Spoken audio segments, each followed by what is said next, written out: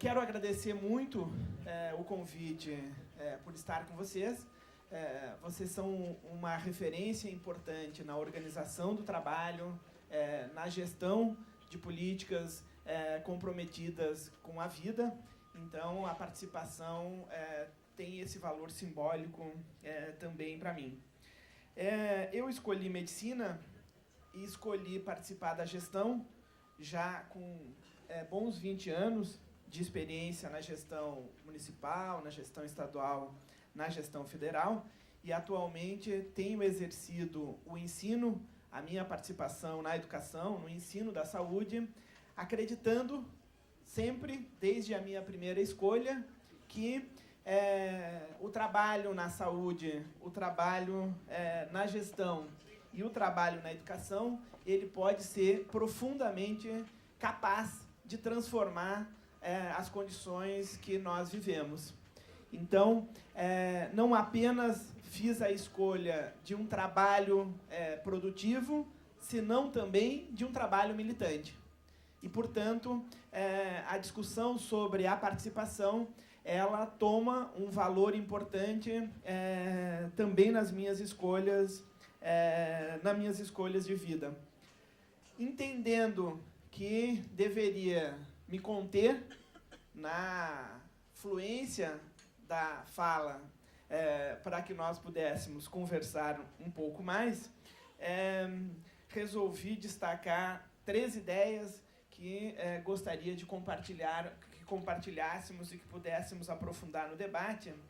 E essas 3 ideias falam a exemplo dessa mesa, e fico feliz que estejamos falando da mesma perspectiva, porque podemos economizar uma parte da exposição, mas a participação como força capaz de produzir inovação e também como desejo. E, portanto, as 3 ideias que gostaria de compartilhar são participação e eficácia do trabalho na saúde, participação e o conhecimento que embasa as nossas práticas de saúde, e a participação propriamente dita como política.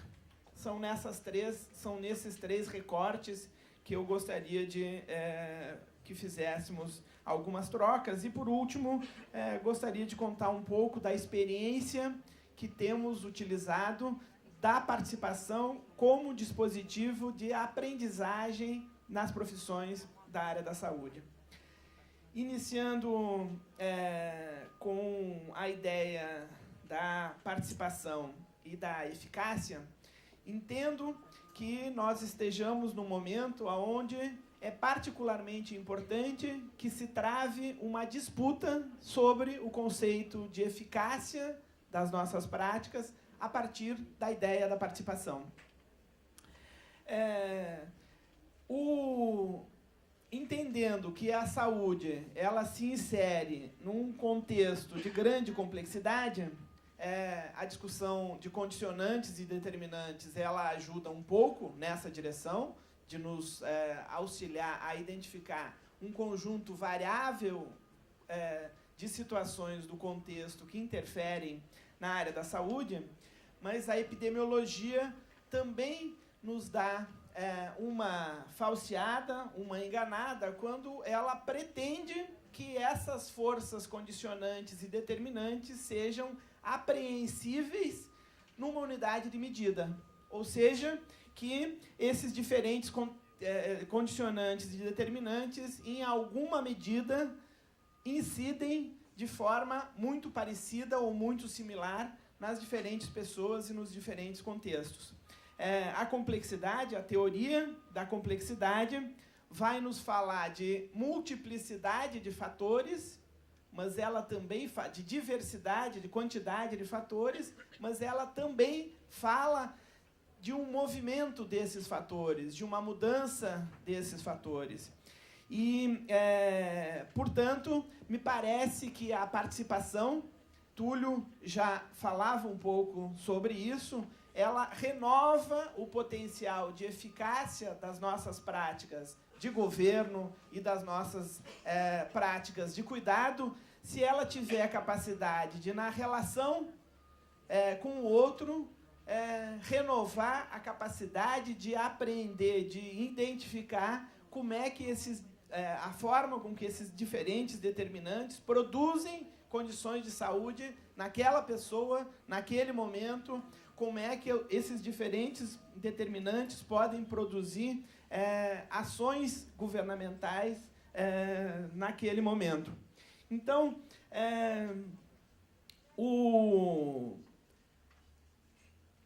vou usar 2 exemplos que nos permitiriam, no meu entendimento, essa disputa mais forte. Nós, e no caso brasileiro, alguém falou da disputa dos médicos. A corporação médica, hoje, no Brasil, uma parte da corporação, em particular as entidades representativas da medicina, tem enfrentado a sociedade inteira, as nossas manifestações aí dos últimos 2 meses diminuíram os índices de aprovação de todos os governos, inclusive o da presidenta Dilma. A coragem de enfrentar a corporação médica, o interesse corporativo, fez com que os índices de aprovação estejam subindo dia a dia e os meus colegas profissionais médicos sequer estão percebendo o que está acontecendo. Estão tão absortos nos seus interesses corporativos que não percebem o afrontamento que está sendo produzido com as pessoas. Então, esta ideia da organização, do limite da organização corporativa do trabalho na saúde, me parece precisa ser enfrentada de forma importante pelos diferentes profissionais. Túlio sugeria que nós tivéssemos o desenvolvimento de uma habilidade de pôr em análise o trabalho que é feito regularmente, mas é preciso também uma forte iniciativa de regulação estatal para que isso se torne possível. A outra ideia, Ricardo já apresentou, esta naturalidade com que nós julgamos o conhecimento disciplinar como capaz de produzir tecnologias para organizar o trabalho é francamente insuficiente. Nós precisamos enfrentar esta lógica e essa insuficiência mais fortemente, mais agressivamente do que temos feito. Ela está relacionada, em alguma medida, à organização corporativa do trabalho, mas também à fragmentação do nosso aparelho, do nosso aparato governamental para responder às demandas da sociedade. E aí, me parece, está também um limite das nossas melhores experiências de governo de esquerda. Além de produzir essas tensões regulatórias, me parece que nós precisamos avançar mais na capacidade de exercer o que me ocorre denominar de efeito pedagógico das políticas. Não apenas a regulação, a harmonização dos diferentes interesses, mas também a construção de novas possibilidades de intervenção. Então, o efeito pedagógico, vou representá-lo na decisão da nossa presidenta Dilma de enviar ao Congresso uma legislação que, ao mesmo tempo que veta uma lei cujo efeito prático não era muito grande, a lei do ato médico, na verdade, já se instituiu na sociedade, o fato de aportar um veto nessa lei teve um efeito pedagógico de dizer não é natural que as profissões e o trabalho se regule a partir da ação da profissão médica. Então, fico desejando que os nossos governos tenham mais capacidade de usar a prática cotidiana de governo também como o efeito pedagógico de construir novas possibilidades de pormos em questão as relações que se estabelecem na sociedade. A segunda questão que gostaria de começarmos uma conversa fala justamente nessa ideia da participação e do conhecimento, e gostaria, para